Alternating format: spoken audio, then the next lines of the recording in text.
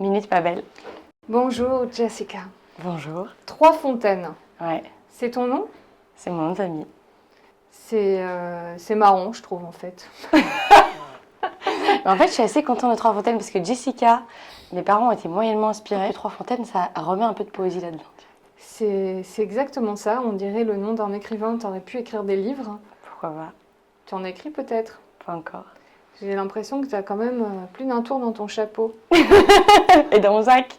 Et dans ton sac. Non, je me trompe. Je sais pas. Ça commence bien.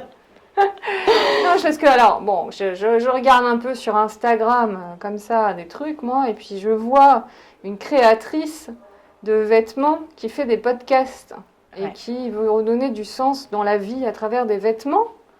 À travers plein de choses, en fait, tout l'univers de Septem, qui est à la fois une marque de prêt-à-porter et un média d'inspiration, ça tend à une chose, c'est aider les femmes et maintenant les hommes à prendre le pouvoir sur leur vie, peu importe ce que ça veut dire pour chacun d'eux et chacun d'elles. Et ça, en fait, je le fais par le vêtement, parce que je trouve que le vêtement peut vraiment donner une force, et aussi par toute une série d'autres choses, dont le podcast, dont des vidéos, etc. Qu'est-ce que ça veut dire reprendre le pouvoir? Mhm.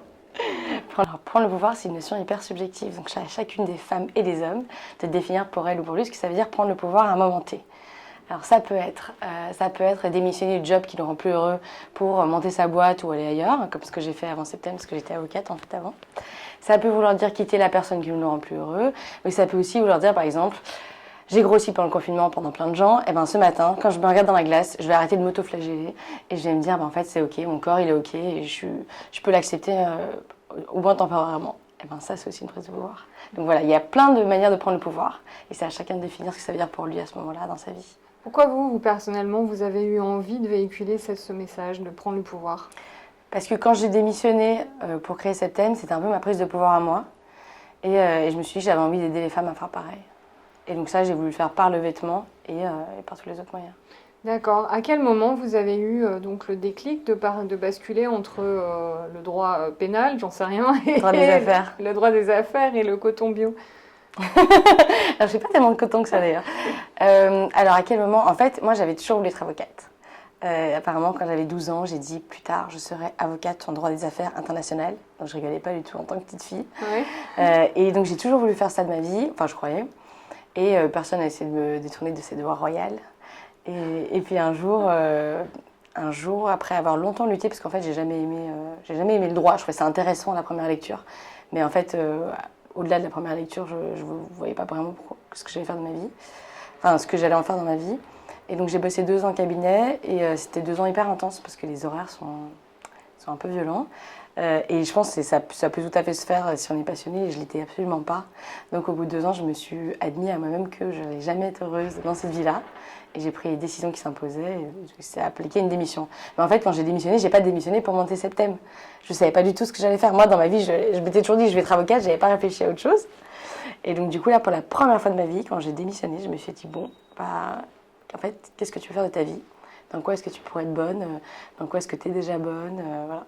Et là, j'ai mené une introspection un peu profonde que j'avais jamais faite avant en fait. Et j'aime bien la bouffe et j'aime bien la mode. Donc j'ai un peu hésité entre les deux. Et Pourquoi pas avoir fait les deux? Ah mais j'écarte pas de rajouter l'élément bouffe par la suite. Vous pourriez faire des, je sais pas, des... Des combis qui se mangent. Ouais, ou des combitables. Alors, j'ai une visualisation hyper étonnante. Ça mérite réflexion. Combitable, comme ça, on est prêt à manger. Ouais. Si on sort un ustensile comme ça, magique, on peut installer sa table dans la rue. Mais du coup, on est à poil. Pas forcément, ça pourrait être un... Je sais pas. C'est à vous de l'inventer. C'est pas mon problème. Merde. Ça me fait penser, je sais pas pourquoi, mais dans Samantha, dans Sex and the City, qui attend son amant pleine de sushis, recouverte de sushis. Ah oui. Aucun rapport, mais... Exact. Si. Association d'idées. Association d'idées, bah oui, elle faisait un peu office de table. Exactement. Donc, nu, table, la combi qui devient... Ok. Je viens de comprendre votre idée. Et alors donc du coup, vous avez fait comment pour concrètement changer de vie? Parce que ça, ok, il y a l'idée, mais l'introspection, elle se fait comment exactement? Vous avez vu un psy? Oh, déjà, ouais. J'ai commencé à ce moment-là à voir un psy. D'accord. Et ce que je peux que conseiller à tout le monde, en fait, dans la vie. C'est pour ça que vous maîtrisez les associations d'idées. Vous connaissez ça? Vous regardez en thérapie? Ouais. Alors? J'ai envie de le revoir une deuxième fois tellement j'ai aimé. Ah, c'est vrai? Vous avez aimé, vous? Je trouve qu'il y a des moments intéressants, mais je ne sais pas si ça correspond vraiment à la réalité d'un cabinet de psy. Alors, moi, j'ai lu un article de, je crois que, je sais plus si c'est dans les Échos, ou qui interviewait plusieurs psys, et qui demandait si c'était réel, enfin, conforme à la réalité. Et je trouve que la réponse était hyper pertinente. Il disait évidemment qu'en fait, il y a 10 000 fois plus de choses qui se passent en une séance que dans la réalité. C'est-à-dire que dans la réalité, il y a des séances qui servent un peu à rien, où il n'y a rien qui sort, et il n'y a rien qui percute de l'autre côté non plus. Oui. Et là, chaque séance est hyper riche, ils en sortent avec plein d'enseignements, etc. Évidemment que c'est pas la vraie vie, mais en fait, j'ai envie de dire, une série, c'est pas la vraie vie non plus. C'est-à-dire qu'il se passe toujours beaucoup plus de choses dans 45 minutes de série que dans la vraie vie aussi. Oui. Donc là, effectivement, les séances de 45 minutes sont beaucoup plus riches, mais ça paraît logique. Oui, mais il paraît que la série américaine, avec l'acteur américain quand même qui est irrésistiblement beau, est plus puissante. Mais il faut d'abord voir la française pour après, parce que sinon après on ne peut plus voir la française. Enfin, je ne sais pas, hein, c'est des bruits de couloir, je ne fais qu'écouter. Mais donc voilà, donc vous faites un peu la créatrice psy qui interviewe les gens. Alors, psy, j'ai pas cette prétention-là. Mais non, enfin, en tout cas, vous êtes. J'interviewe les gens, oui. Ouais, on va revenir peut-être à la question initiale. Donc, comment vous avez fait pour devenir créatrice?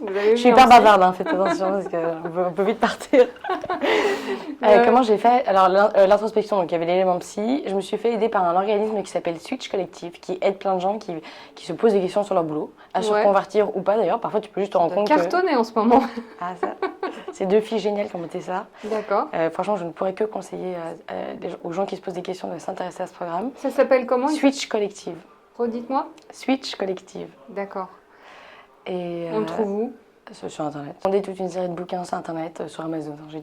Comme je savais que je voulais faire une marque, j'ai commandé les bouquins de marketing, les bouquins de l'histoire de la mode, voilà, un peu de tout. En fait, j'ai fait ma propre école, quoi. D'accord. Et les vêtements, donc ça, c'était un goût que vous aviez depuis longtemps aussi?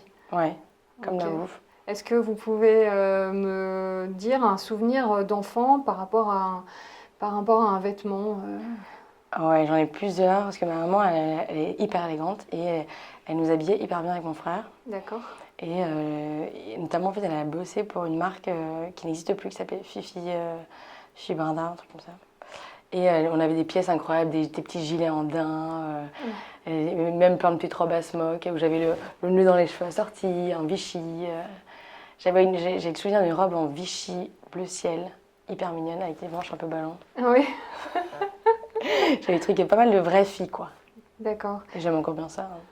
Et vous avez des photos, vous avez fait des moodbooks avec vos souvenirs. Comment est-ce qu'on... Non, je me suis pas moi-même mise sur mes propres moodboards. La fille complètement égocentrique qui se fait partout. Non, mais il y a des photos chez moi à la maison, en Belgique, parce qu'en fait j'ai grandi en Belgique, je suis belge. D'accord. Et donc, vous avez vu cet organisme qui vous a aidé à trouver votre voie. Comment on fait pour trouver sa voie? Alors moi je savais déjà que je voulais faire une marque de mode quand j'y suis allée. D'accord. Juste, j'avais beaucoup de mal à me l'admettre et à l'admettre aux autres. Et ça, c'est un truc qui m'a un peu poursuivi même après Switch. Hein. C'est pas non plus une baguette magique, quoi. Mais ils m'ont aidé. Comment est-ce que j'ai fait pour admettre que j'allais faire ça et l'assumer? En gros, je me suis créé une légitimité en lisant plein de choses, etc. En rencontrant plein de gens, en posant plein de questions. J'ai écouté des podcasts, mais des heures et des heures de podcasts. Et en fait, une fois que tu as fait tout ça, tu te dis, bon, je peux y arriver. Mais après, il y a encore l'autre étape, c'est que même une fois que j'ai lancé ce thème, pendant bien un an, je pense, j'avais encore énormément de mal à dire que j'avais une marque. C'est-à-dire que quand j'allais à un dîner et qu'on me demandait ce que je faisais, j'étais hyper gênée de dire j'ai une marque de vêtements. Je le marmonnais un peu, disais que je parle peut-être déjà un peu vite. Mais... Oui.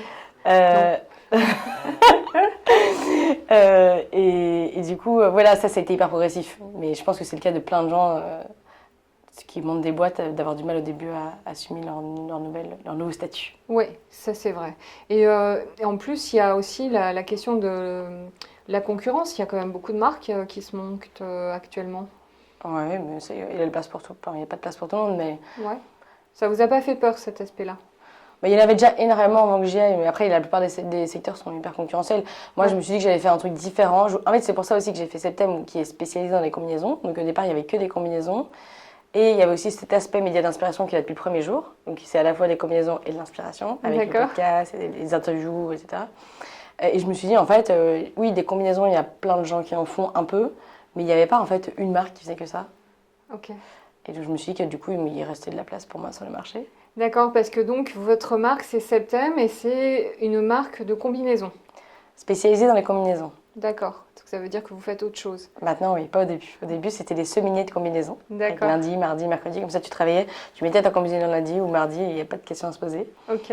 Et maintenant, j'ai élargi la gamme parce qu'en fait, il y a plein de filles qui adorent les combinaisons mais qui ont du mal à sauter le pas.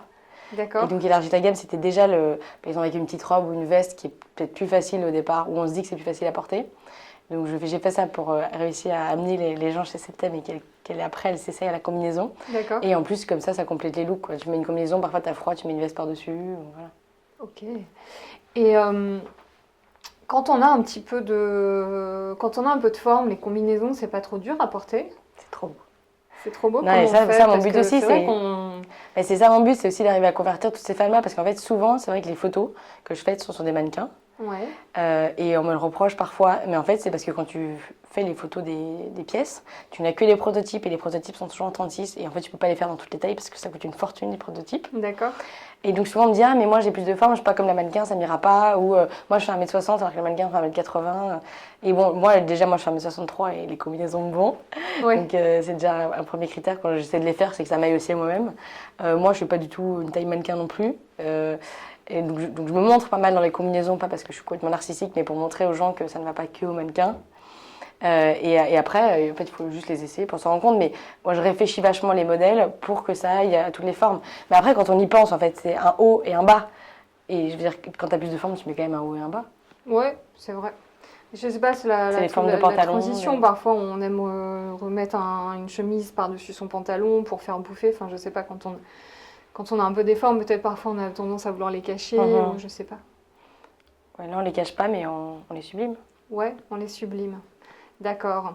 Alors, je vois que vous avez un sac à côté de vous, Jessica. On est là pour ça. Allez, quand même. Non mais oh.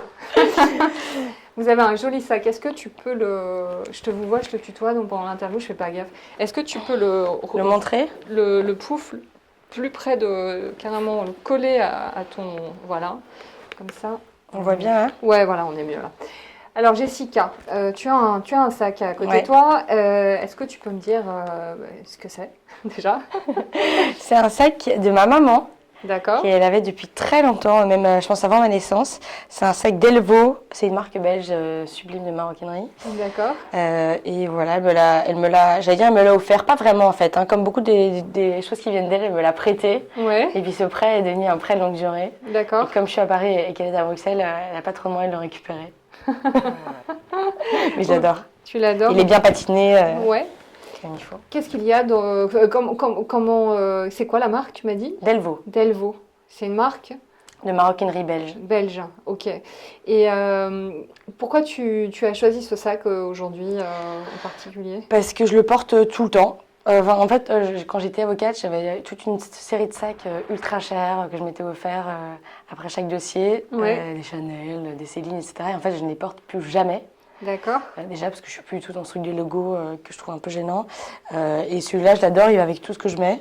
Et sinon, parfois, j'ai les tote bags quand j'ai trop de bardel à trimballer.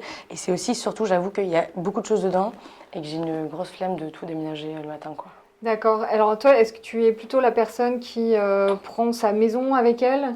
Ouais, il y a un peu de ça, ouais. Ouais. Là, il y a pas pas... sûr. Non, mais en fait, je suis assez bordélique de manière générale. Et donc, j'ai tendance à tout mettre dedans et à laisser dedans. Et donc, ça peut s'accumuler pas mal. D'accord. Et t'as pas de problème de dos?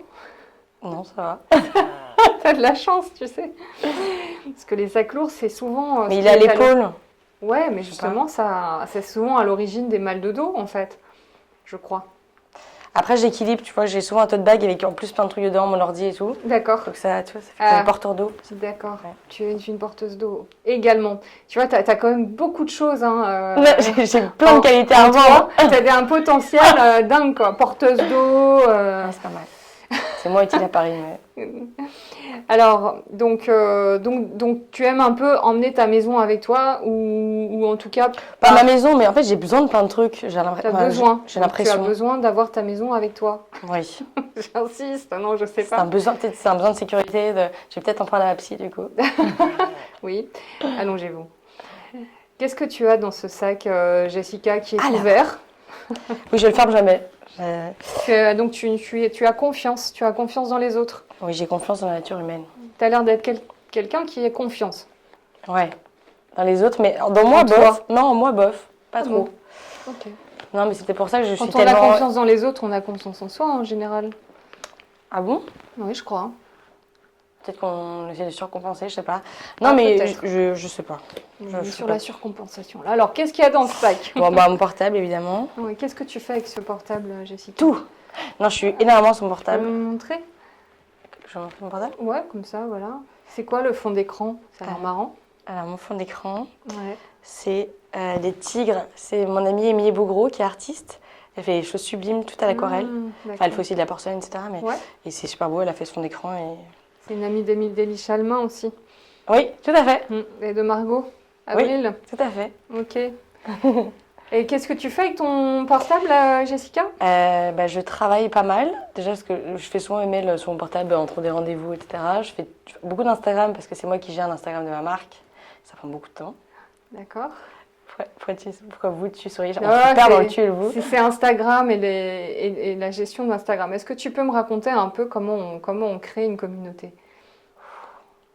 On n'a pas beaucoup de temps, non? En 1 minute. Allez, on t'écoute. Honnêtement, j'ai pas de recette magique. Est-ce que tu as un truc? Parce que tu as une grosse communauté, tu as 33 000 quand même. Non, Oui, ouais, je ne sais pas exactement, mais ouais. Franchement, c'est hyper lent, quoi. Justement, moi, j'ai l'impression qu'elle n'est pas assez grosse.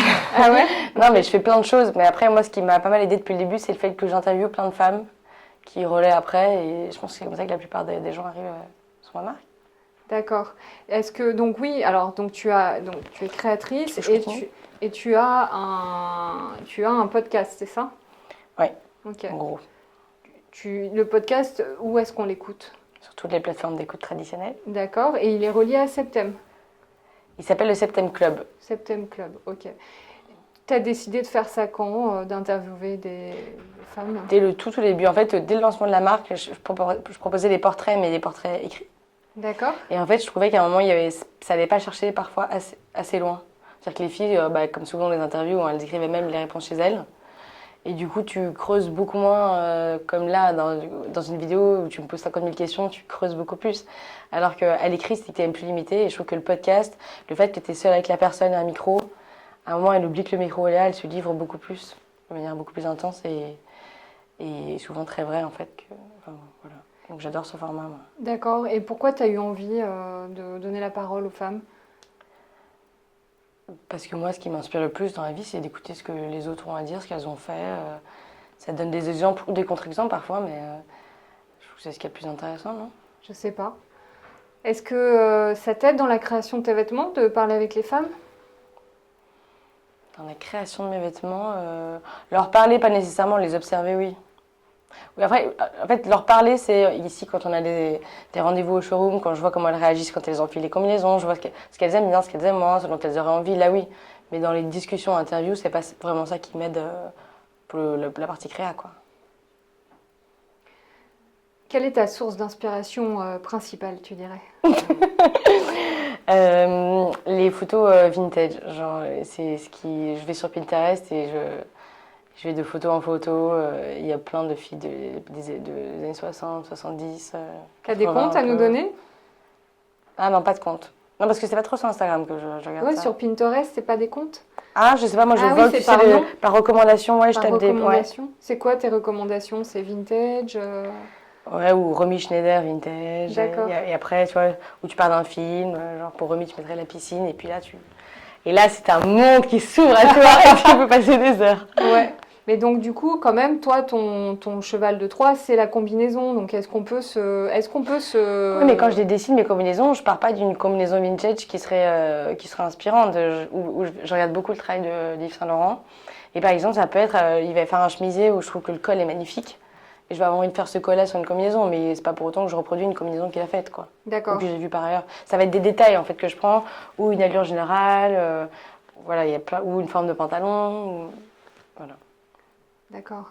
Une combinaison peut être différente d'une autre. Donc, il y a différentes façons de faire des combinaisons. Ah bah oui, sinon ça aurait été compliqué d'en faire une marque. Je sais pas, parce que tu peux jouer là-dessus, tu peux jouer sur... C'est toujours le même modèle, tu vois, le côté mono, C'est difficile après, non, de grandir?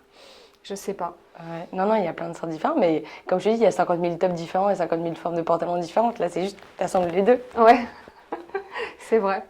Alors, qu'est-ce qu'il y a d'autre dans ce sac, Jessica? Alors, il y a un carnet de notes. Oui, qu'est-ce que tu fais avec ça? Je note, alors je suis un peu le psychopathe de l'organisation. Ah, d'accord. Et donc après chaque rendez-vous, je note religieusement ou pendant le rendez-vous tout ce qui s'est dit. Et comme ça, j'ai une trace de tout. Ok. Tout est daté. Voilà. Tu peux lire la dernière phrase que tu as écrite? Là-dedans? Oui, Je sais pas, c'est personnel, non? je ne sais pas. Je vais regarder quel est le dernier rendez-vous pour voir si c'est pas quelque chose de secret. Ça me fait penser qu'en fait, ces carnets-là, on en vend aussi. Ouais. Et une cliente en avait acheté un. Et en fait, ça c'est mon pro, mais j'en ai aussi un qui est un perso, D'accord. qui est un peu un journal intime, quoi. Ok. Appelons un chat un chat. Et je l'avais laissé traîner son bureau, parce que je laisse pas mal traîner les choses. Ouais. Et en fait, une des filles qui s'organise des expéditions s'est trompée et a envoyé celui-là à la cliente. Mon journal intime. Ah, non. Et qui est trop mignonne, nous a écrit pour nous dire je pense que c'est le mauvais carnet qui est parvenu. Et tu sais, là tu te dis genre et tu te dis oh putain, quelle est la première phrase qu'il y avait sur ce carnet, tu sais, C'est c'est ça. parle de dernière phrase. Et là c'est donc. Oh. Et en fait, elle nous l'a renvoyé trop mignonne et j'étais tellement traumatisée que je n'ai même pas osé ouvrir le carnet pour voir ce qu'il était. Je voulais pas. Ouais, je comprends. C'est vraiment c'est comme un sac quand on va fouiller dans ton sac, non? Voilà, c'est ça. Bah tu vois, Portugal, de pan polybag avec taille dessus. Réduction pour la combinaison orange et contrôle qualité. Voilà, c'est très. C'est laconique, quoi. Et c'est mal écrit en plus. L'organisation, c'est essentiel pour réussir à construire une marque. C'est essentiel pour moi en tout cas. Il y a tellement de choses auxquelles penser que je sais pas si tu. Moi j'ai besoin de tout noter en fait. Je me dis que notre cerveau il n'est pas si puissant que ça et je préfère avoir tout bien au clair partout pour rien oublier. Oui, bien sûr. Qu'est-ce qu'il y a d'autre dans ton sac? Alors, mon passeport belge. Ouais. Est-ce qu'on peut regarder le dernier voyage que tu as fait? Ouf, Curieuse, la meuf. ça va pas être très sexy là. En tout cas, ça va être daté. Ah bah, il n'y en a pas là-dessus. Ça doit être un nouveau passeport. Il a été délivré en décembre 2018. D'accord, ok. Donc, il n'y a rien dessus. Ok. Voilà, il y a des échantillons de tissus pour une belle Ouais. collection. Il y a... J'avais dit que j'aurais dû faire le ménage dans mon sac avant. Alors, il y a une brosse à cheveux. Ah oui. Qui ressemble fort à une brosse à cheveux de Polly Pocket. De Barbie. Oui, ou Barbie. Polly Pocket, c'est quoi Polly Pocket? Ah, c'est peut-être en Belgique les Polly Pocket? Non, je connais pas. Des jeux pour enfants, non? D'accord, ok. Très girly. Alors, il y a... J'ai une nouvelle passion naissante pour le tarot. Jodorowsky, Alessandro. Ouais, la D'accord. star. Bah oui, c'est La star du tarot. le mentor de Sixtine. Sixtine holistique. Ouais. Oui. Tu la vois pour qu'elle te. Pour qu'elle me fasse tire le tarot. D'accord, ok. Que tu sais, moi, quand Tu l'as rencontrée je comment suis assez monomaniaque. Quand j'ai une passion un peu naissante, je ne rigole pas du tout. Ah oui, d'accord. La voix du Faire un tarot petit zoom. Voilà. et Jodorowsky. le tarot de Marseille. Ok. Raconte-moi un peu comment est née cette passion. Ouais. J'adore tout ce qui est ésotérique. D'accord. Par exemple, Depuis longtemps? Ouais. Et par exemple, quand j'ai démissionné, j'ai été voir genre 7 De voyantes. ton cabinet d'avocat? Ouais. J'ai été voir genre 7 voyantes différentes. Ah, t'es très branchée, d'accord. Ok. Toutes ces choses-là. Mais quand je parle 7 voyantes d'ésotérisme. différentes. Alors, Ah oui. c'est génial. Et est-ce qu'elles t'ont toutes dit la même chose? Non!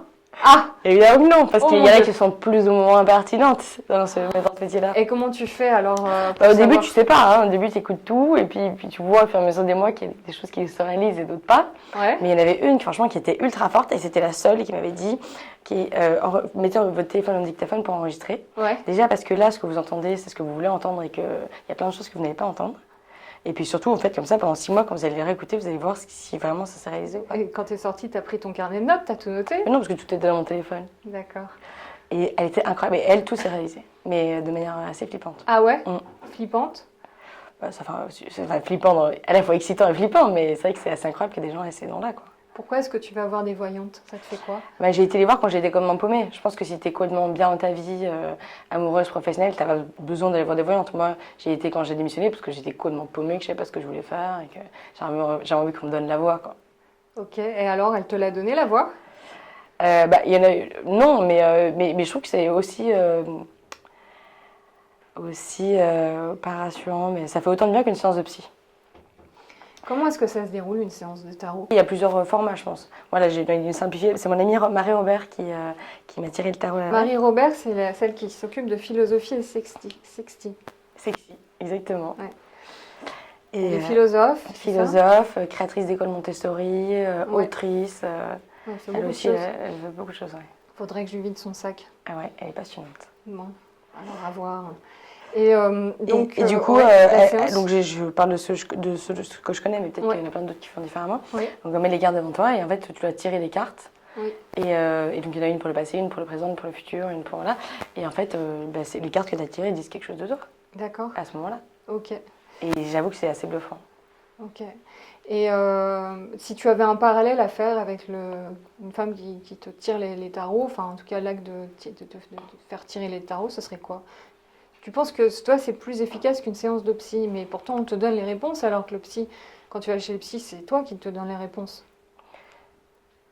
Mais là, c'est comme c'est toi qui choisis les cartes, c'est toi qui te donnes les réponses aussi en Ok, fait. c'est toi en fait. La personne, elle te donne C'est l'interprétation juste des cartes. un moyen de... Mais par exemple là, oui, en fait, elle est un médium et après, elle va t'aider à les interpréter. Mais par exemple, avec ce bouquin qui explique chaque carte ce qu'elle veut dire, chaque carte, après, elle va l'interpréter, la tarologue.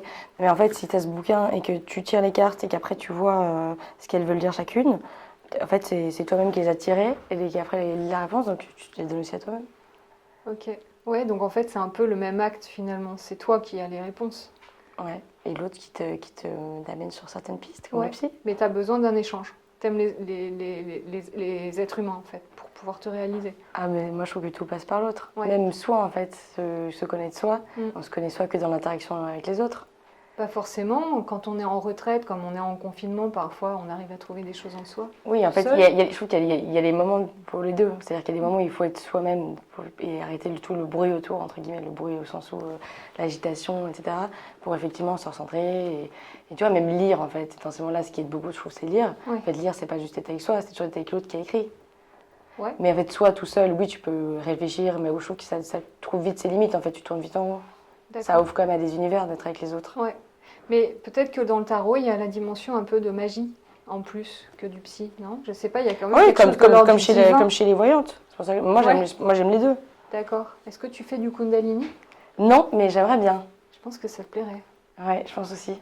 Je sais pas quel est ton rapport au corps. Complexe, comme plein de femmes, je pense. C'est-à-dire? C'est-à-dire que c'est difficile parfois d'observer les variations. Et j'ai une petite tendance à tout vouloir faire parfaitement. Et c'est difficile quand on n'est pas parfait, à mes yeux. Et ça veut rien dire la perfection. Mais c'est un truc sur lequel je travaille avec ma psy.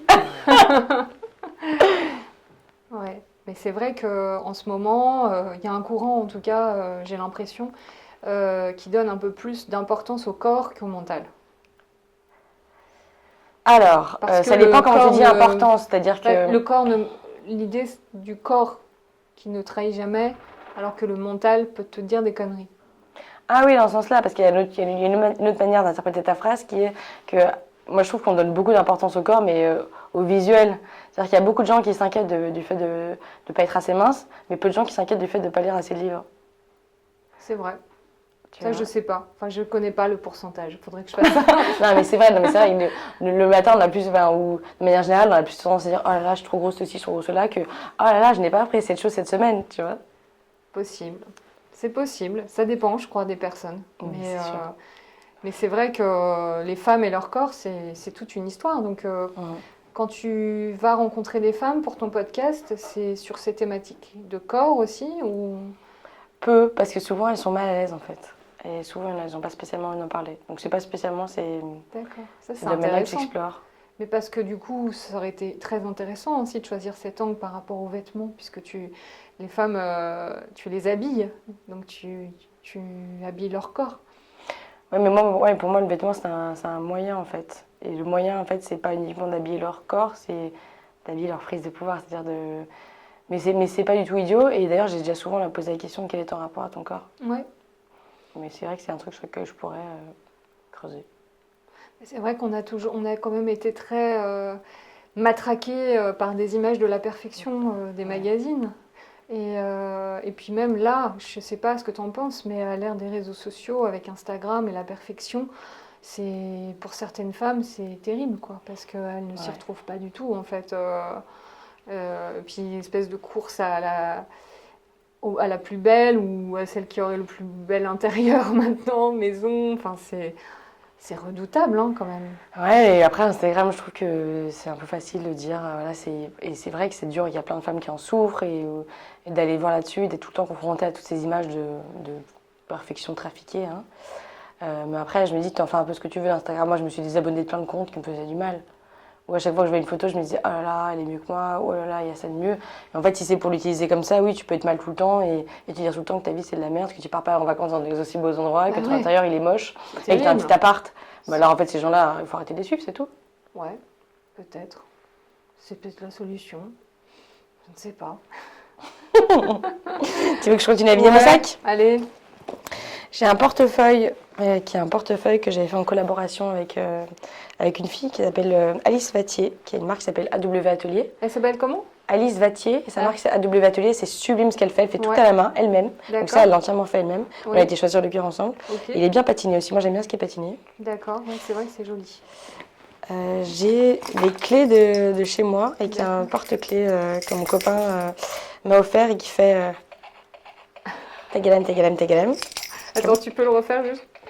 Attends. Alors c'est un peu kitsch mais c'est romantique. Hein. Ah, c'est rigolo. D'accord.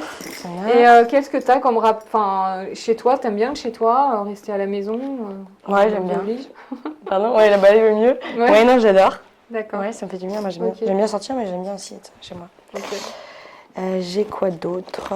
Un autre carnet, plus petit, où il écrit prendre le pouvoir. Ok, prendre le pouvoir. Est-ce que tu peux me le montrer comme ça? C'est toi qui l'as c'est la bandé? Ouais. D'accord, ok. On les offre avec des commandes. D'accord. Un paquet de mouchoirs parce que je pleure beaucoup. Ouais, pourquoi tu pleures? Je suis assez sensible et donc je pleure autant que je ris. Enfin, je pense que je rigole plus que je pleure, mais je pleure pas mal. Il y a beaucoup de sujets en ce moment sur les personnes hypersensibles. Ouais, je pense pas que je suis hyper sensible. Après, bon, on en fait un usage peut-être un peu démesuré. Mais non, Il y a eu les pervers narcissiques, il y a maintenant l'hypersensibilité. Enfin, c'est des espèces de modes. C'est très étrange ça à chaque fois. Moi, ça m'étonne. Alors que tout est quand même. Ça se répète, non? Je sais pas. Et après, moi, je me retrouve pas dans tout ce qui est écrit comme symptôme de l'hypersensibilité, mais non, j'ai toujours beaucoup pleuré, mais c'est bien de pleurer. C'est super. Hein, ça fait un bien fou en fait. Exactement. Hein. Ça libère des gens, exactement. Ouais. C'est une grande chance, il y a des gens qui ne peuvent pas pleurer. Ouais, non, moi, il n'y a pas de problème. Hein. Des chewing-gums. Ouais. Avec le masque, hein, on sait quand on a besoin d'un chewing-gum. Et un chewing-gum. Tu te le donnes à toi-même maintenant. C'est pour se faire du bien. Un stylo, et c'est étonnant qu'il soit noir. Enfin, c'est étonnant et pas étonnant. Moi, j'aime pas du tout le noir comme couleur. Ok. Donc, je m'habille quasiment jamais en noir et il n'y a quasiment pas de noir chez nous. C'est marrant, ce matin, j'avais un rendez-vous avec 2 filles et puis elles étaient habillées genre... Pony Poke, là, comme tu dis. Elles étaient habillées avec des couleurs très lumineuses, etc. Moi, j'étais un peu habillée. Du vert, quand même. Quoi. Du vert, du bleu marine, t'es pas noir? Vert bouteille. Non, pas noir. Mais il y a tout ce que je voulais te dire. Apparemment il y a une envie de mettre de la couleur dans sa vie, quoi. Mais moi je le ressens vachement parce que moi au début je faisais surtout des combinaisons bleu marine. J'ai commencé à faire de plus en plus de couleurs en me disant au départ j'avais peu peur, genre il faut quand même se le mettre le terracotta aussi sur soi, etc. Et en fait c'est ce que je vois en plus maintenant, les couleurs. Les gens ont vraiment envie de mettre de la couleur. Ouais, j'ai l'impression parce que là avec le Covid les gens ils ont besoin de quelque chose de joyeux. C'est ça, t'amènes de la joie par où tu peux. Ouais. Et donc en fait il est noir parce que Comment tu t'amènes de la joie toi dans ta vie? Ah, moi je suis. C'est une de mes passions dans la vie, c'est d'apporter de la joie. Mais ça paraît ridicule cette phrase, mais en fait, je trouve qu'il y a plein de joie qu'on peut se créer soi-même. Et moi, vraiment, je mets un point d'orgue tous les jours à me faire plein de kiff. Donc, que ce soit la bouffe ou vraiment, genre m'acheter un trop bon produit, ouvrir une trop bonne bouteille de vin, écouter un podcast, tu vois, m'offrir le luxe d'une séance de yoga pendant 1 heure le matin. toi, c'est toutes des petites choses-là qui m'apportent de la joie et je trouve qu'il n'y a que nous qui vont nous l'apporter, quoi. Ouais, c'est une accumulation en fait de petites choses toute la journée qui. La joie intérieure, ouais. Exactement. Et donc ça, Oui. ce stylo, il est noir parce Ouais. que c'est le stylo avec lequel je dessine les modèles. D'accord. Et du coup, il est noir pour pas m'influencer dans la couleur du modèle d'après. Ok. L'inspiration, elle est constante, elle s'assèche par moments, Non, oui, il y a des moments de création qui sont un peu, pas fulgurants, mais bouillonnants, ouais. où tu as plein d'idées, plein d'envies, où tu trouves tout hyper excitant, et d'autres moins. Mais après, moi, mon job de création, c'est une partie minime de mon travail, en fait. Hein. Franchement, c'est même pas 10%. Ouais. Donc, en fait comme je suis tellement prise par plein d'autres choses par ailleurs, et de l'administration, et de la compta, etc., Oui. les jours où je sais que je dois créer, franchement, c'est très rare que je sois asséchée, quoi. Ouais, bah oui, je comprends. Mais parce qu'en ce moment, la période n'aide pas par moment, à certaines personnes à être créatives, quoi. Parce que les énergies Ouais. sont complexes, donc ça dépend. Il y a Ouais. des gens qui sont toujours très créatifs, mais où il y a des personnes qui réussissent à aller chercher l'inspiration. Mhm. Toi, elle est tout le temps là, en fait, un peu. Je fais ce que je peux. Ouais, c'est cool. Qu'est-ce que tu as d'autre dans ton sac? Alors, on a un tire-bouchon, parce qu'on ne sait jamais quand il faut ouvrir une bouteille de vin. Qu'est-ce que tu aimes comme vin? J'aime bien le vin rouge. En fait, j'ai été vachement élevée au vin parce que mon père est un grand amateur. D'accord. Et donc, depuis toute petite, il m'a fait goûter des grands vins. Mon copain aujourd'hui est assez passionné aussi. Donc, Ah, c'est bien et donc, ça. ça, ouais, franchement, c'est pas... T'aurais un vin ou je sais pas, un vin que tu aimes particulièrement? Est-ce que tu sais, ces trucs où tu peux vite faire très snob, non? Il y en Non, a bah plein. non, mais c'est intéressant parce que ça m'arrive pas souvent, moi, d'avoir des femmes qui aiment le vin. Mais moi, j'adore le vin, donc je pense qu'il y a des gens qui nous écoutent qui seraient contents d'avoir, je sais pas, moi, j'aimerais alors, tiens, avoir une adresse d'un caviste à Paris. Un bon caviste à Paris. Alors, il y en a un. Moi, avant, j'habitais près du Bon Marché.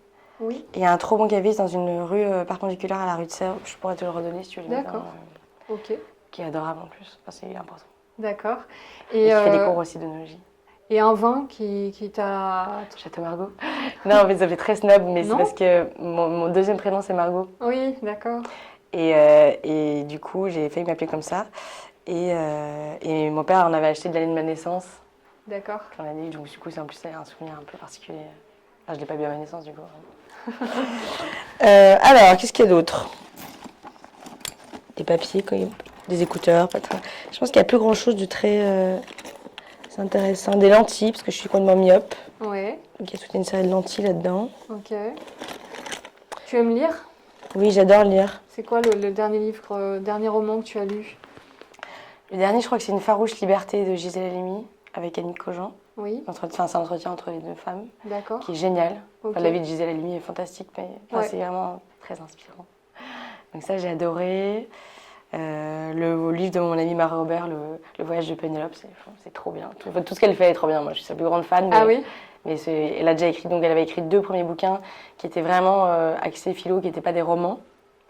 Mais qui sont hyper intéressants à lire. En fait, où elle partait d'une situation de la vie du quotidien et elle disait comment Platon interprétait cette situation. D'accord. Ou Spinoza, ou voilà. Et là, c'est un roman qui est génial. Qu'est-ce qu'il y a d'autre comme bouquin? Mais j'en compte tout le temps, donc j'en ai beaucoup trop sur ma bibliothèque. Enfin, le dernier Delphine Il paraît que Vigan. c'est dingue. Il paraît que c'est trop bien, les enfants sont rois. C'est ça, il paraît que c'est fou. Je sais Et pas, ils sont ma date de je suis chevet. passée dans une librairie hier. Une grande passion pour les librairies, mais juste y flâner, pas forcément acheter des livres. J'ai essayé de comprendre pourquoi hier, et je vais vous faire une grande révélation. Je pense que c'est que j'aime bien l'idée des histoires et des promesses. Et donc, je sais pas, une librairie, c'est comme une immense promesse. Ah bah oui. Ouais, c'est joli. Toi, t'aimes bien les librairies? Oui, j'adore. Moi, j'arrive pas à sortir les mains vides, donc c'est pour ça que j'ai dit j'ai 50 000 bouquins. C'est ça. T'arrives à tout... Ouais, parce que parfois, on les achète et puis on les lit pas.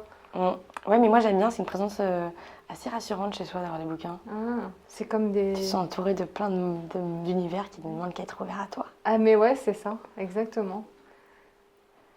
Eh ben écoute, je pense qu'on a fait le tour de mon sac. Hein. Ouais. J'ai pas de maquillage parce que je me maquille pas. D'accord. Enfin, je mets une Mais masque. t'as encore plein de choses, j'entends. Ah, tu veux que je sorte vraiment? Oui, Bah, il y a je veux tout voir. il y a un échantillon de parfum parce que je crée un parfum pour septembre. D'accord. Et donc ça, c'est l'échantillon validé. Ah, très bien. Voilà. Ça, on peut savoir ce que c'est comme senteur Non. tu peux me mettre sur mon Toi, poignet? tu peux sentir, mais on ne dit Ah, pas. allez. Merci. Ah. Ah, c'est pas mal les filles, hein. Ah oui. En même temps, t'avais pas trop le choix. Tu sais, puis tu dis oula. Non, je me serais pas gênée, hein. Oui, t'as pas trop de gêner. Non. Je te dirai après ce que ça me fait, Ok. à quoi ça me fait penser. Il y a un sachet de thé qu'on m'a offert avec des sushis, donc j'ai gardé en. T'aimes bien les sushis? Ouais, j'adore. C'est quoi le meilleur sushi de Paris? Takara, je pense, pour moi. Takara, J'adore Takara. Il Rue est Molière. rue Molière. Il fait à emporter? Sublime. Ouais, maintenant il fait importer. Ok. Il y en a un qui est vraiment trop bon, faut que je vous dise. C'est Taoken, je crois. C'est Taoken, ouais. c'est rue de... à côté du marché Poncelet, rue Mhm. du Faubourg Je vois très bien. Saint-Honoré. Ouais. Super bon. Il y a toujours la queue. Il est dingue. Et les petites japonaises aussi au marché des enfants rouges. Oui, ils font des très bons bento. Ouais, Mm. hyper bon. Très bon. Avec une sauce de dingue. Un Avec élastique. un peu d'oignon frit dedans. Ouais, trop bon. Qui va dans les détails. Un labello, Ouais, un deuxième jeu de clés, ouais. un stylo brandé septem. Ok. Mais je t'ai dit que c'était moins intéressant à la fin. Ouais. Des lentilles, encore des lentilles, des tampons, Ah, c'est la veste en fait. Est-ce que tu peux mettre la veste comme ça? C'est juste quand tu te penches sur le sac. Voilà. Désolée. Hein. On Non, arrive non. à la fin de l'interview, je viens de comprendre. des tampons du coup, Ouais. et des. T'en as pensé quoi? T'as regardé les Césars? Non, je les ai pas regardés pour être honnête, mais Ouais. j'ai regardé des articles qui en parlaient. D'accord. Bon. Qu'est-ce que t'en as pensé de cette femme qui se met à nu, on va dire?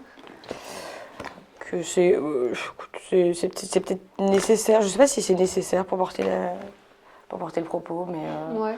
mais j'ai pas du tout envie de juger ou d'émettre un avis négatif parce que c'est un peu comme toutes les filles qui se disent moi je suis féministe mais pas tout à fait féministe parce que quand même je suis pas extrémiste comme ces femmes-là, mais en fait pour moi il faut pas commencer à jeter les pierres sur les femmes qui font des actes qui peuvent paraître parfois démesurés ou trop intenses par rapport à d'autres.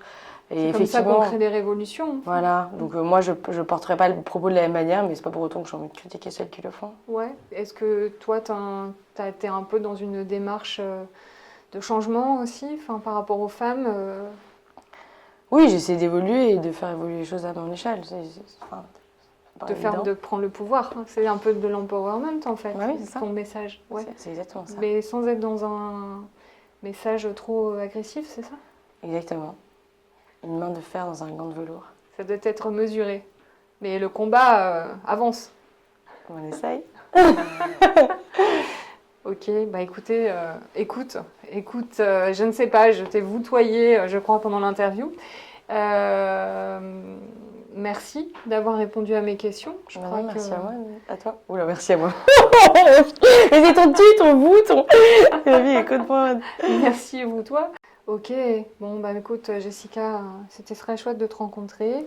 Merci à toi. On va continuer à regarder ce que tu fais. Et à bientôt. À bientôt.